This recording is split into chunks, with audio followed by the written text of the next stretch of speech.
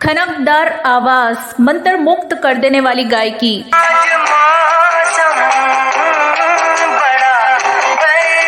इस गाने को गाते वक्त रफी साहब फूट फूट कर रोने लग गए थे।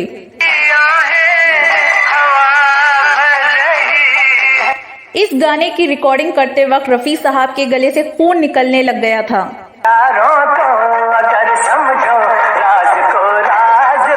और शम्मी कपूर की शर्त पर एक सांस में मोहम्मद रफी ने कौन सा गाना गाया था?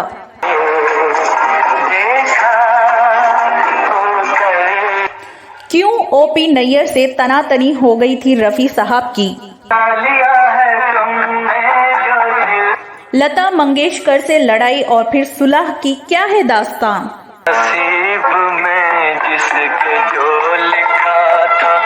क्यों रफी साहब ने किशोर कुमार के लिए गाना गाया, उनको अपनी आवाज दी, क्या था वो? और क्यों अंग्रेजी में ऑटोग्राफ नहीं देते थे रफी साहब? इसका किस्सा भी बहुत मशहूर है।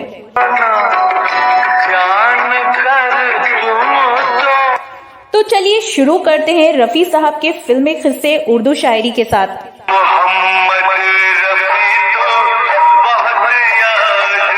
एक महान फनकार जिसने भावनाओं को शब्दों में पिरोया, प्यार मोहब्बत से लबरेज गानों से दिलों को छू लिया। आज हम उस शख्सियत के बारे में बात करेंगे तो मुझे यूं भुला ना पाओगे गीत को आवाज देने वाले मोहम्मद रफी हमेशा सबके दिलों में रहते हैं, जिन्हें वाकई में कभी नहीं भुलाया जा सकता। रूहानी आवाज से नवाजे रफी साहब भले ही अब इस दुनिया में नहीं है, लेकिन उनके सदाबहार गानों ने उनके चाहने वालों के दिलों में हमेशा के लिए उन्हें अमर कर दिया। क्या हुआ तेरा वादा से लेकर आज मौसम बड़ा बेईमान है तक, ये सभी गाने आज भी बहुत मशहूर है। 24 दिसंबर 1924 को जन्मे रफी साहब जितने बेहतरीन गायक थे उतने ही शानदार नेक दिल इंसान भी। हालांकि अमृतसर के छोटे से गांव कोटला सुल्तानपुर में रहने वाले मोहम्मद रफी उस्ताद मोहम्मद रफी कैसे बने, चलिए इसकी जानकारी आपको दे देते हैं। पंजाब के कोटला सुल्तानपुर में 24 दिसंबर 1924 को हाजिर अली मोहम्मद के परिवार में मोहम्मद रफी का जन्म हुआ। हाजिर अली मोहम्मद के 6 बच्चों में से रफी साहब दूसरे नंबर पे थे। उन्हें घर में फीकू कहा जाता था। गली में फकीर को गाते सुनकर रफी ने गाना शुरू किया था। धीरे धीरे ये सोफी फकीर उनके गाने के प्रेरणा बनता गया और वो मोहम्मद रफी से उस्ताद मोहम्मद रफी बन गए। रफी साहब के बड़े भाई सैलून चलाया करते थे। मोहम्मद रफी की पढ़ाई में कोई रुचि नहीं थी। ऐसे में उनके पिता जिन्होंने बड़े भाई के साथ सैलून में काम सीखने के लिए भेज दिया था। रफी साहब के सालेह मोहम्मद हमी ने रफी में प्रतिभा देखी और उनका उत्साह बढ़ाया। हमीद ने ही रफी साहब की मुलाकात नौशाद अली से करवाई, जिसके बाद उन्हें हिंदुस्तान के हम हैं हिंदुस्तान हमारा की कुछ लाइनें गाने का मौका मिल गया।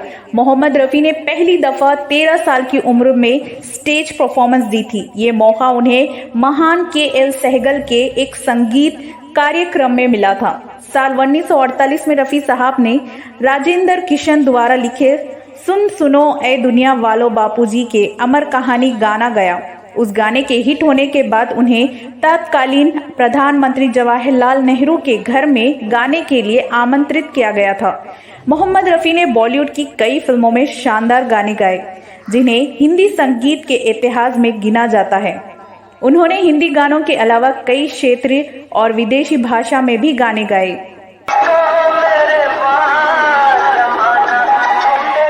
रफी साहब के गानों के दीवाने तो लाखों करोड़ों में हैं, लेकिन उनकी निजी जिंदगी के बारे में बहुत कम लोग जानते हैं।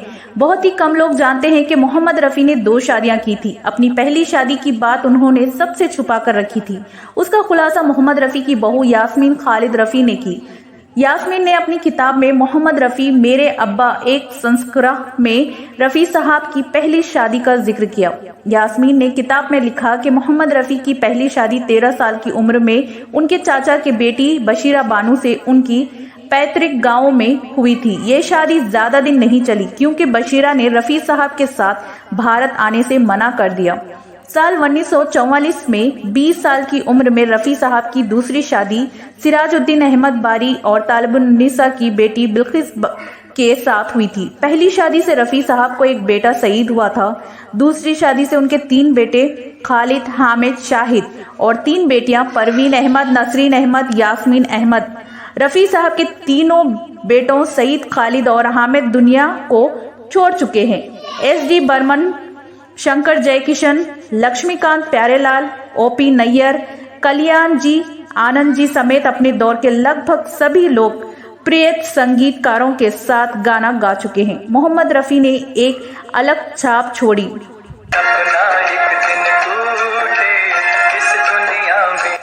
एक्टर और प्रोड्यूसर नजीर ने मोहम्मद रफ़ी को 100 रुपये और एक टिकट भेजकर बॉम्बे बुलाया था।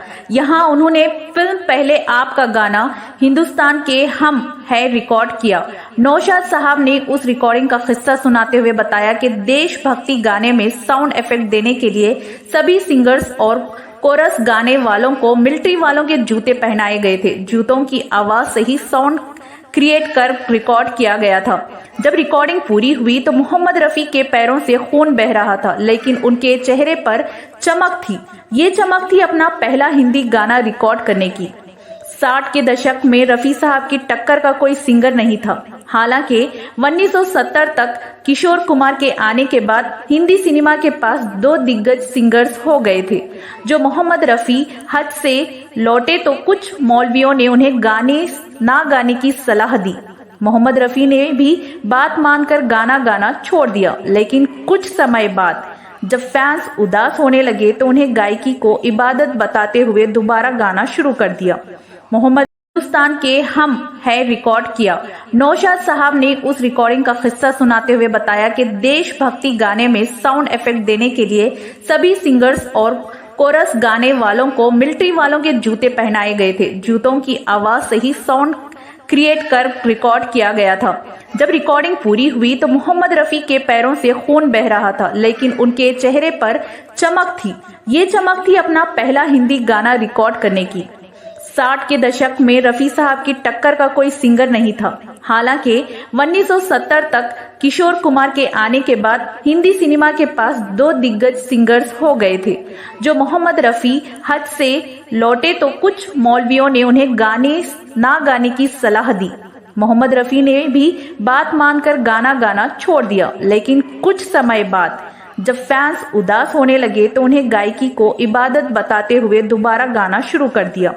मोहम्मद रफ़ी के छोटे बेटे शाहिद की पत्नी फिरदौस ने मीडिया से बात करते हुए बताया कि मोहम्मद रफ़ी के कई फैंस ऐसे हैं जो उनकी खबर पर आते हैं और मिट्टी उठा ले जाते हैं। कुछ तो ऐसे भी हैं जो खबर की मिट्टी खा भी लेते हैं। मोहम्मद रफ़ी साहब लग्जरी गाड़ियों के शौकीन थे। उन्होंने अमेरिकी इंपोर्टेड कार इम्पाला खरीदी थी। राइट हैंड ड्राइव वाली ये कार भारत के गिने चुने लोगों के पास ही थी। रफ़ी साहब का ड्राइवर पुराना था जो राइट हैंड ड्राइविंग समझ नहीं पा रहा था। जब नया ड्राइवर ढूंढा तो पुराने वफादार ड्राइवर सुल्तान का घर कैसे चलेगा। इस चिंता में रफ़ी साहब ने उसे टैक्सी खरीद कर दी। यह टैक्सी उस जमाने में 70,000 की थी। रफ़ी साहब की उस समय की दरिया दिली का नतीजा ये निकला कि सुल्तान के पास आज 12 टैक्सी हो गई थी। रफ़ी साहब की मौत के बाद एक फकीर उनके घर पहुंचा और रफ़ी साहब से मिलने की जिद करने लगा। जब परिवार वालों ने फकीर को बिठाकर वजह पूछी तो उसने बताया कि उसका घर चलाने के लिए रफ़ी साहब हर महीने कश्मीर खर्च भेजते थे, लेकिन कुछ महीनों से खर्च आना बंद हो गया। रफ़ी साहब के सेक्रेटरी ने उस बात की पुष्टि करते हुए बताया कि रफ़ी साहब बिना किसी को बताए कई लोगों का घर चलाया करते थे। बायोग्राफी नौशाद नामा में रफ़ी साहब के जज्बे का एक हिस्सा लिखा गया।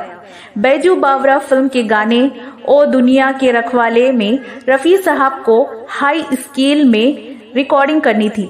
इसके लिए रफ़ी साहब ने कई दिनों तक लगातार घंटों रियाज किया था। जब गाने की फाइनल रिकॉर्डिंग हुई तो रफ़ी साहब के गले से खून बह रहा था। इस गाने के बाद कई महीनों तक रफ़ी साहब ने कोई गाना नहीं गाया। बताया जाता है कि एक कैदी ने फांसी की सजा के दौरान ये गाना सुनने की आखिरी इच्छा जाहिर की थी। जेलर ने जेल में ही रिकॉर्डर पर यह गाना बजाया और फांसी दे दी। 1961 की फिल्म माया के गाने तस्वीर तेरी दिल में की रिकॉर्डिंग के दौरान स्टूडियो में लता और रफ़ी साहब के गायकों की रॉयल्टी पर ऐसी बहस छिड़ी कि दोनों ने साथ काम ना करने का फैसला ले लिया। लता जी ने इंडस्ट्री में सभी सिंगर्स की आवाज उठाते हुए उनके लिए रॉयल्टी की मांग की थी। सभी गायकों ने मीटिंग रखी थी, लेकिन रफ़ी साहब लता और रॉयल्टी मांग रहे सभी सिंगर्स की सोच के खिलाफ थे। रफ़ी साहब ने लता जी से कहा कि वो अब उनके साथ गाना नहीं गाएंगे। इंडस्ट्री में नई आई गुस्से की तेज लता ने जवाब में कहा, आप क्या मेरे साथ गाना नहीं गाएंगे? मैं खुद कभी आपके साथ नहीं गाऊंगी। दोनों ने करीब 4 साल तक गाना नहीं गाया, ना ही कोई मंच साझा गया। साल 1967 में रिलीज हुई फिल्म ज्वेल थीफ के गाने दिल पुकारे आरे आरे को लता मंगेशकर और मोहम्मद रफ़ी ने अपनी सुरीली आवाज दी। इस गाने को मोहम्मद रफ़ी और लता जी के 4 साल पुराने झगड़े को सुलझाने का क्रेडिट देना गलत नहीं होगा। 1967 में संगीतकार जय किशन के कहने पर रफ़ी साहब ने लता से चिट्ठी लिखकर माफी मांगी। 1967 में R.D. बर्मन के एक समारोह में दोनों ने उसी साल रिलीज हुई फिल्म ज्वेल थीफ का ये गाना गाया और झगड़ा खत्म हो गया। रफ़ी साहब एक शो के लिए ब्रिटेन के कोवेंट्री पहुंचे थे। यहाँ खाना रफ़ी साहब की पसंद का नहीं था, तो उनका मजा खराब हो गया। वहीं मिलने पहुंचे बेटे और बहू से रफ़ी साहब ने पूछा कि यहाँ से लंदन कितना दूर है। जवाब मिला सिर्फ 3 घंटे। रफ़ी साहब ने तुरंत बेटी यास्मीन को कॉल किया और कहा कि क्या तुम घंटे भर में दाल चावल और चटनी पका सकती हो? बात बनी तो रफ़ी साहब तुरंत गाड़ी से लंदन रवाना हो गए। भारतीय खाना खाया और दोबारा शाम 7 बजे ब्रिटेन लौट आए। 31 जुलाई 1980 की रात करीब 10:25 पर मोहम्मद रफ़ी ने हार्ट अटैक से दम तोड़ दिया।